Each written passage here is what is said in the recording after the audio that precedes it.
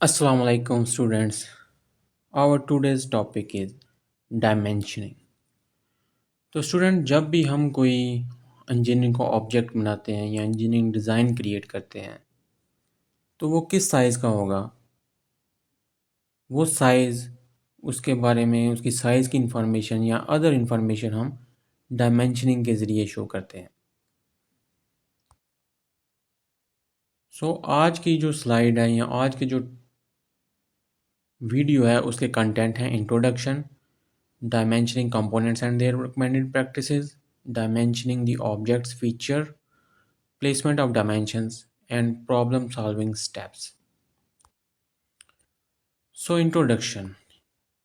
Definition of dimensioning is process of specifying parts information by using the line, number, symbol and notes. So what is dimensioning? Dimensioning में हम किसी भी part की information किसी भी viewer को express करते हैं किसके ज़रिए, लाइंस के ज़रिए, नंबर, सिंबल एंड नोट्स के ज़रिए। लाइन शुड बी यूज्ड और always thin continuous line. Dimensioning के अंदर जो हम लाइन यूज़ करते हैं, जो लाइन टाइप यूज़ करते हैं, वो थिन लाइन होती है और कंटिन्यूस लाइन होती है, जबकि ऑब्जेक्ट के लिए जो हम यूज़ करते थे लाइन, वो थिक लाइन होती थी और वो भी कंटिन्यूस लाइन होती थी। तो डायमेंशनिंग लाइन को थिन यूज़ करने का ऑब्जेक्ट ये है कि एक जो ऑब्जेक्ट है वो डिफरेंट नज़र आए और डायमेंशनिंग और उसके साइजेस वो थोड़े से लाइट कलर में हो और ज़रा और सेपरेट नज़र आए। तो डायमेंशनिंग में हम कुछ सिंबल भी यूज़ करते हैं, कुछ एब्रीविएशन यूज़ करते हैं। जैसे फ़र्ज़ किया किसी भी चीज़ का हमने डायमीटर लिखना है तो डायमीटर के लिए हम फाई का सिंबल यूज़ करते हैं और रेडियस के लिए हम आर का यूज़ करते हैं। तो जब भी हम डायमेंशनिंग करेंगे तो बजाय हम पूरा वर्ड डायमीटर यूज़ करें उसकी जगह पे एक फाई का सिंबल से हम डायमीटर शो करते हैं। इसी तरह रेडियस को आर के सिंबल से रिप्रेजेंट किया जाता है।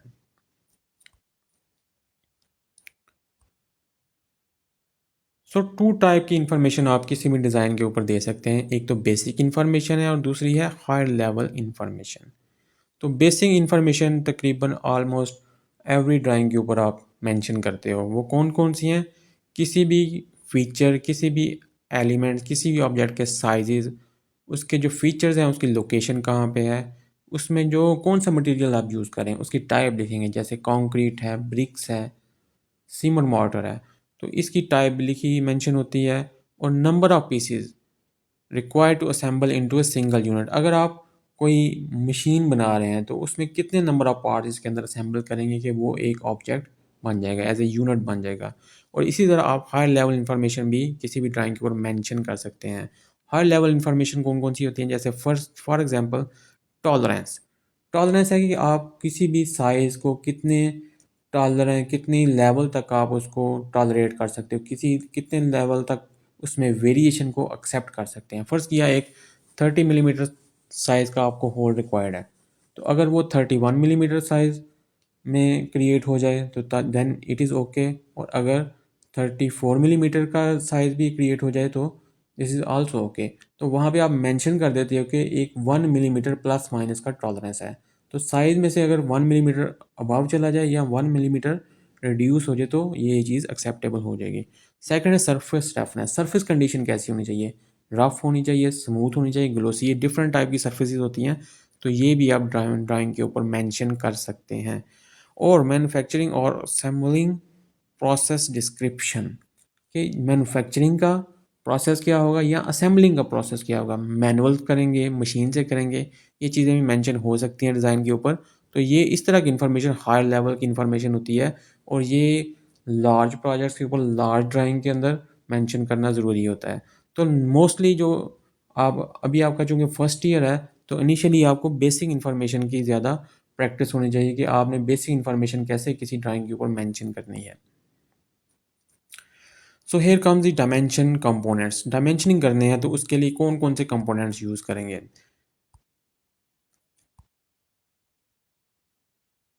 तो first component is extension line. What is extension line? Indicates the location on the object feature that are dimensioned. कोई भी फीचर है उसकी लोकेशन को इंडिकेट करने के लिए आप एक्सटेंशन लाइन यूज़ करते हैं। फ़र्ज़ किया ये एक होल दिखाया जा रहा है यहाँ पे, ये एक होल है। तो इसकी लोकेशन आपने इस एज से ये कितनी जग डिस्टेंस के ऊपर लोकेट करता है, तो उसके लिए आप एक्सटेंशन लाइन यूज़ कर रहे हैं। तो इसके सेंटर लाइन से ये एक लाइन आ रही है और एक इसके एज से ये एक लाइन आ रही है। तो इसको एक्सटेंशन लाइन कहा जाता है। Then it comes the dimension line. तो एक्सटेंशन लाइन के बिटवीन आप एक और लाइन ड्रा करते हैं, जैसे ये कि एक सॉलिड लाइन ड्रा करते हैं जो कि दोनों साइड पे एरो हेड बनाए जाते हैं, इसको डायमेंशन लाइन कहा जाता है। तो डायमेंशनिंग के लिए सेकंड कंपोनेंट है, first is extension line and second is dimension line. So here come the third component dimension number. जब भी आप डायमेंशनिंग करते हैं तो उसके ऊपर नंबर मेंशन करते हैं, कोई डिजिट कोई वैल्यू मेंशन करते हैं कि ये कितना डिस्टेंस है या किस साइज़ का ऑब्जेक्ट है। तो वो किसी भी यूनिट में हो सकता है, तो उस नंबर को आप डायमेंशन नंबर कहा जाता है। तो यहाँ पे देखिए डायमेंशन फिगर ये 20 लिखा हुआ है, 13 लिखा हुआ है और 123 डिग्री, तो ये नंबर्स हैं। तो नेक्स्ट कंपोनेंट है leader line. Leader line indicate detail of the feature with A local note. कोई भी आप लोकल नोट लिखना चाहते हैं, कोई वर्ड लिखना चाहते हैं, किसी चीज़ को आप एक्सप्लेन करना चाहते हैं, तो आप उसके लिए लीडर लाइन यूज़ करते हैं। तो किसी भी चीज़ की, जैसे ये एक सर्कल है, इस सर्कल का आपने डायमीटर यहाँ पे शो करना है, डायमीटर यहाँ पे इंडिकेट करना है, तो उसके लिए आपने ये लीडर लाइन की। तो लीडर लाइन के भी आप देख रहे हो कि 3 कंपोनेंट्स हैं, एक हॉरिजॉन्टल लाइन, एक इंक्लाइन लाइन और एक एरो हेड। और उसके बाद 4 कंपोनेंट होगा इसका डायमेंशनिंग नंबर और सिंबल। तो यहाँ पे देखें सिंबल यूज़ किया है डायमीटर 10 मिलीमीटर, और इसी तरह जो एज के ऊपर एक आर्क बनी हुई है उसका रेडियस लिखा हुआ है R16। तो दोनों वे से आप, जिस तरह दिखाए गए हैं कि दोनों वे से आप नोट्स को मेंशन कर सकते हैं।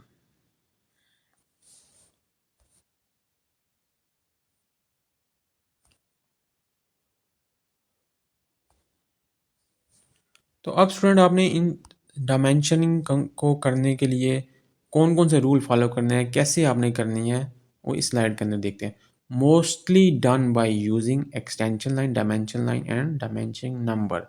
जब भी कभी आप डायमेंशनिंग करेंगे तो मोस्टली ये जो 3 पार्ट हैं इनका यूज़ होगा, एक एक्सटेंशन लाइन, डायमेंशन लाइन और दूसरा डायमेंशनिंग नंबर। बहुत कम केसेस में आपको नोट्स लिखने पड़ते हैं, तो उसके लिए आप लीडर लाइन और डायमेंशनिंग नंबर यूज़ करते हैं।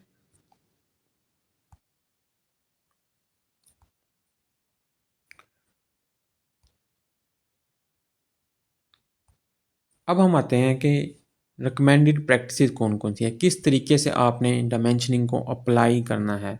डायमेंशनिंग करनी है तो उसके लिए कौन कौन से रूल्स फॉलो करेंगे, कौन कौन सी गुड प्रैक्टिसेस हैं। तो सबसे पहले देखते हैं एक्सटेंशन लाइन। एक्सटेंशन लाइन जब ड्रा करेंगे तो उसके लिए कौन से रूल फॉलो होंगे। Always leave a visible gap from view और centre line before start drawing a line. जब भी आपने कोई भी लाइन ड्रा करनी है तो एक विजिबल गैप होना चाहिए। फ़र्ज़ किया ये एक एक्सटेंशन लाइन है, तो ये ऑब्जेक्ट और एक्सटेंशन लाइन के दरमियान 1 मिलीमीटर का विजिबल गैप होना चाहिए। जब आप जितनी भी डायमेंशन लाइन देख रहे हैं यहाँ पे, सॉरी एक्सटेंशन लाइन देख रहे हैं, उन सब के अंदर 1 मिलीमीटर का एक गैप आपको नज़र आ रहा है।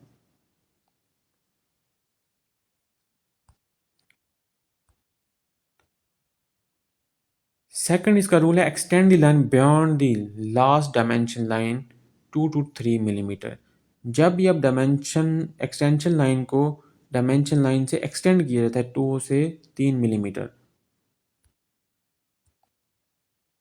इस जगह के ऊपर देखें, यहाँ पे एक्सटेंशन लाइन डायमेंशन एरो से 2 से 3 मिलीमीटर बाहर की तरफ एक्सटेंड हुई हुई है। तो ये दो प्रिंसिपल है, एक तो गैप छोड़ना है और दूसरा आपने डायमेंशन लाइन से इसको 2 से 3 मिलीमीटर एक्सटेंड करना है। और राइट साइड के ऊपर पुअर प्रैक्टिसेस हैं, वो देखें कौन कौन सी हैं। इस पॉइंट के ऊपर एक्सटेंशन लाइन को एक्सटेंड नहीं किया गया, इन पॉइंट्स के ऊपर गैप्स नहीं दिए गए, और इन पॉइंट्स के ऊपर गैप्स हैं लेकिन बहुत ज़्यादा हैं, तो इनको अवॉइड करना है आपने। एक्सटेंशन लाइन यूज़ करने का जो फोर्थ प्रिंसिपल है, do not break the extension line as they cross any line type. Extension line हमेशा कंटिन्यूस यूज़ करते हैं आप, इसको ब्रेक नहीं करते, बेशक ये किसी लाइन के अंदर से क्रॉसेस भी हो रही हो तब भी आप इन्हें इसको हमेशा कंटिन्यूस ही रखना है। फॉर एग्जांपल इस फीचर का आपने डायमेंशन करना था कि जगह से लेके इस जगह तक कितना डिस्टेंस है, तो इस फीचर से आपने 1 मिलीमीटर का गैप छोड़ा, लेकिन आगे एक ऑब्जेक्ट लाइन आ रही है, तो ऑब्जेक्ट लाइन को आप इसी तरह कंटिन्यूसली क्रॉस कर रहे हैं यहाँ पे। जबकि राइट साइड पे जो आपको फिगर शो हो रही है वो पुअर प्रैक्टिसेस हैं, वहाँ पे आप देख नोट करें कौन कौन सी पुअर प्रैक्टिसेस हैं। यहाँ पे गैप बहुत ज़्यादा है, और यहाँ पे फीचर के साथ एक्सटेंशन लाइन कनेक्ट नहीं हो रही, यहाँ पे भी एक्सटेंशन लाइन को ब्रेक किया गया है, और ये रॉन्ग प्रैक्टिसेस हैं, इनको आपने अवॉइड करना है। अब आते हैं डायमेंशन लाइन के ऊपर। डायमेंशन लाइन कैसे ड्रा करते हैं, उसके कौन कौन से गुड प्रैक्टिसेस हैं और कौन कौन सी बैड प्रैक्टिसेस हैं। Dimension line should be appropriately spaced apart from each other and the view. Dimension line हमेशा किसी भी फीचर से अप्रोप्रिएट स्पेस होनी चाहिए, और दोनों डायमेंशन लाइन के दरमियान भी गैप अप्रोप्रिएट होना चाहिए। यहाँ पे देखें, ये एक अप्रोप्रिएट गैप है और ये दोनों भी अप्रोप्रिएट गैप है। अब ये गैप कितना रखना है, ये क्वेश्चन अराइज हो रहा है, ये कितना होना चाहिए। तो at least 1 time of the font size, ये जो दो डायमेंशन लाइन के दरमियान जो गैप है, ये at least 1 time of the font size होना चाहिए।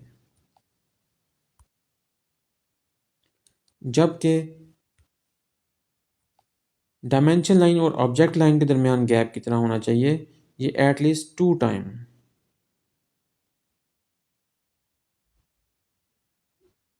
ऑफ फ़ॉन्ट साइज होना चाहिए।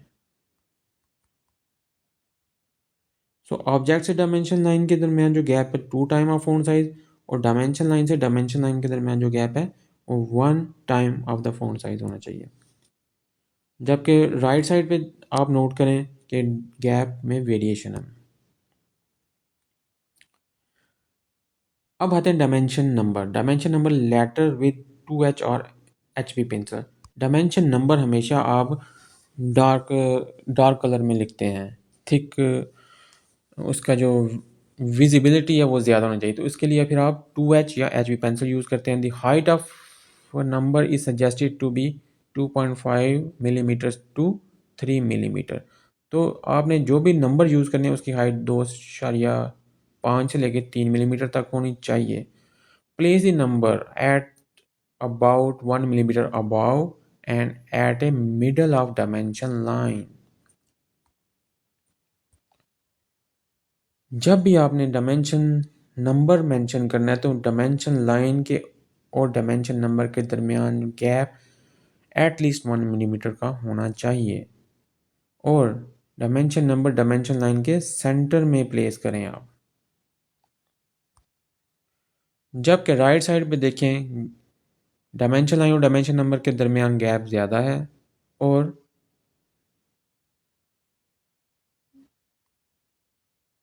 इस केस में डायमेंशन नंबर सेंटर में भी नहीं है।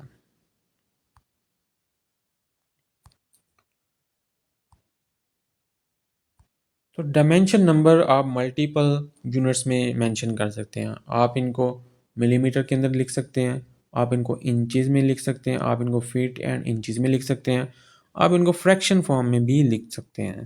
तो जो भी सिस्टम आप फॉलो कर रहे हो, FPS system, matric system, system international, उन सब के रूल डिफरेंट हैं।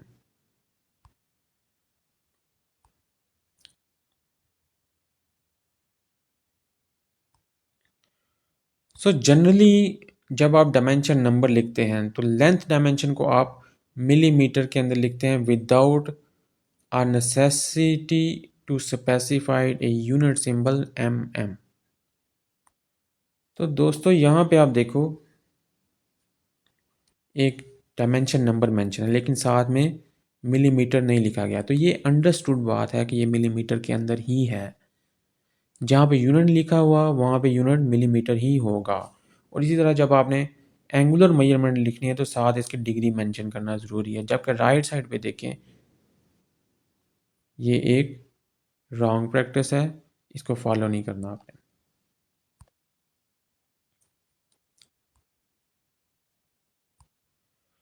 समटाइम्स डायमेंशन नंबर लिखने वक्त आपको स्पेस इशू आ जाता है, नैरो स्पेस होती है उसके अंदर डायमेंशन नंबर पूरा नहीं आ सकता। तो उसके लिए उसको लिखने के लिए फिर आप तीन तरह से लिख सकते हैं। फर्स्ट फर्स्ट मेथड ये है कि एक्सटेंशन लाइन और डायमेंशन लाइन प्रॉपर लिखें और जो डायमेंशन नंबर है इसको आप आउटसाइड ले जाएं। सेकंड वे है कि आप डायमेंशन लाइन को बाहर आउटसाइड ले जाएं एक्सटेंशन लाइन के, और नंबर आप सेंटर में लिख दें। और थर्ड वे है कि आप डायमेंशन नंबर और डायमेंशन लाइन को आउटसाइड ऑफ एक्सटेंशन लाइन लेके जा सकते हैं। जबकि ये वाली जो चीज़ें हैं ये पुअर प्रैक्टिस है, इनको आपने फॉलो नहीं करना।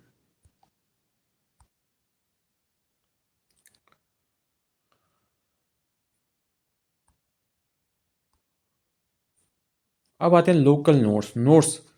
कोई एडिशनल चीज़, एडिशनल फीचर या किसी फीचर के बारे में आपने एक्स्ट्रा इन्फॉर्मेशन देनी है तो उसको आप लोकल नोट से आप इंफॉर्मेशन प्रोवाइड करते हैं।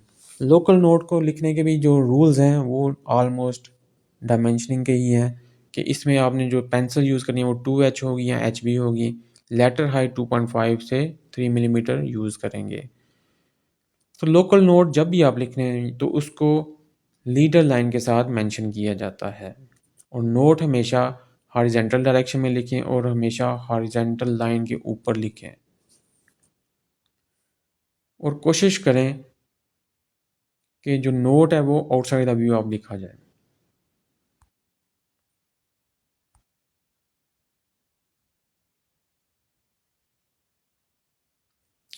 अगर आपने किसी ऑब्जेक्ट की लेंथ इंफॉर्मेशन देनी है या डिस्टेंस बताना है दो फीचर के दरमियान, तो उसके लिए आप कौन कौन से कंपोनेंट यूज़ करेंगे।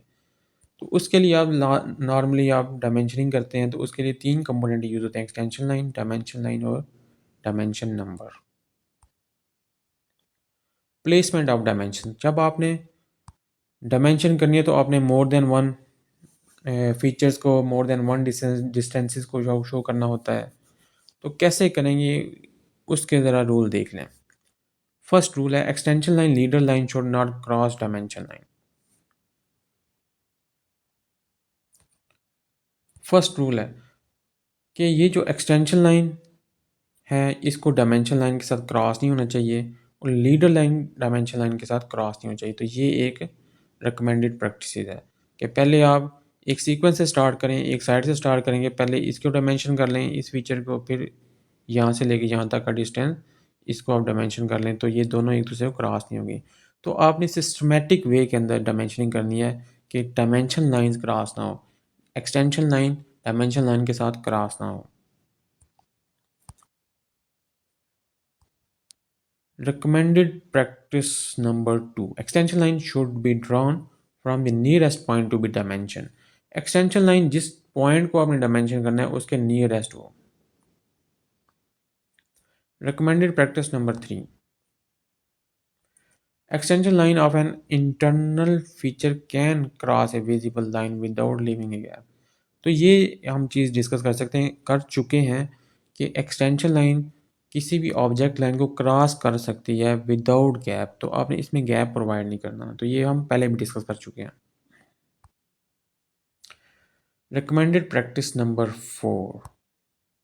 So what is recommended practice number 4? Do not use visible center or dimension line as an extension line. तो किसी भी सेंटर लाइन को, किसी भी ऑब्जेक्ट लाइन को आपने डायमेंशन लाइन या सॉरी एक्सटेंशन लाइन के तौर पे यूज़ नहीं करना। आपने जो भी एक्सटेंशन लाइन ड्रा करनी है वो इंडिपेंडेंट ड्रा करनी है, वो आपने ड्रा करनी है, किसी अदर लाइन को आपने as a extension line use नहीं करना। तो ये एक रिकमेंडेड प्रैक्टिस है। Recommended practice number 5, avoid dimensioning hidden lines। आप देखते हैं किसी भी ऑब्जेक्ट के मल्टी व्यू बनाते हैं, किसी व्यू के अंदर कोई फीचर हिडन आ जाता है तो वहाँ पे आप हिडन लाइन लगाते हैं। तो हिडन लाइन को आपने डायमेंशनिंग नहीं करना, जबकि वो व्यू जहाँ पे फीचर क्लियर है उस जगह के ऊपर आप उसको डायमेंशन करें। Recommended practice number 4, place dimension line outside the view unless placing them inside improve clarity। तो दोस्तों आप देखते हो ना कि डायमेंशनिंग करने का, व्यू बनाने का ऑब्जेक्टिव क्या है कि जो भी वर्कर होगा या जो भी उसका यूज़र होगा ड्राइंग का, उसके माइंड के अंदर क्लैरिटी हो।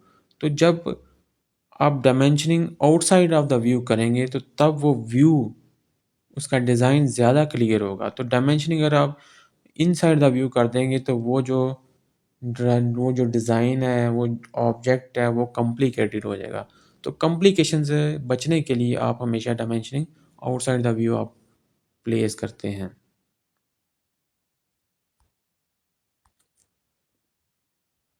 समटाइम्स आउटसाइड द व्यू आप डायमेंशनिंग प्लेस करने से भी किसी ऑब्जेक्ट के अंदर कम्प्लेक्सिटी डेवलप हो जाती है। जैसे ऑब्जेक्ट कोई बहुत बड़ा है लेकिन आपने किसी छोटी सी चीज़ की आपने डायमेंशनिंग करनी है, तो फिर आप उसको इनसाइड द व्यू आप डायमेंशनिंग कर सकते हैं। Recommended practice number 7, apply the dimension to the view that clearly represent the contour or shape of a feature। देखें मल्टीपल व्यू होते हैं ना, तो वो व्यू जो किसी भी ऑब्जेक्ट का शेप या उसका कंटोर को क्लियरली रिप्रेजेंट कर रहा हो, तो आप उस व्यू के ऊपर डायमेंशनिंग करें, उसके ऊपर डायमेंशनिंग की प्रैक्टिस करें, उसके ऊपर डायमेंशन नंबर लिखें, डायमेंशन लाइन लगाएं, ताकि एक तो व्यू भी क्लियर है और उसके फिर साइज भी क्लियर हो सके। Recommended practice number 8, dimension line should be lined up and group together. जब भी आप डायमेंशनिंग करें तो कोशिश करें कि डायमेंशन लाइन अप हो। ये देखें, ये एक लाइन में है, इस तरह नहीं कि स्टैगर्ड लोके यहाँ स्टैगर टाइप की डायमेंशनिंग आपने नहीं करनी। जैसे ये दो डायमेंशनिंग करें, इनकी डिफरेंट लाइन है, तो एक लाइन में डायमेंशनिंग करें और एज ए ग्रुप डायमेंशनिंग करें।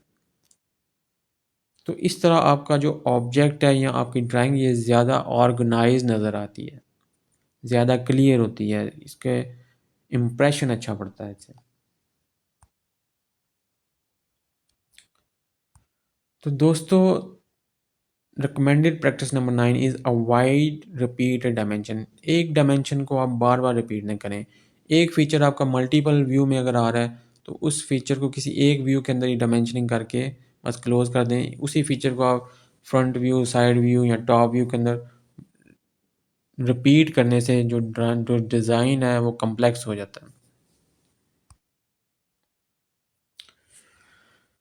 ठीक है स्टूडेंट, उम्मीद करता हूँ कि आपने आज का लेक्चर बहुत अच्छे से समझा होगा। अगर आपको किसी पॉइंट के ऊपर या किसी कॉन्सेप्ट में क्लैरिटी ना हो तो आप मुझे डायरेक्टली मैसेज करके इसको क्लियर कर सकते हैं।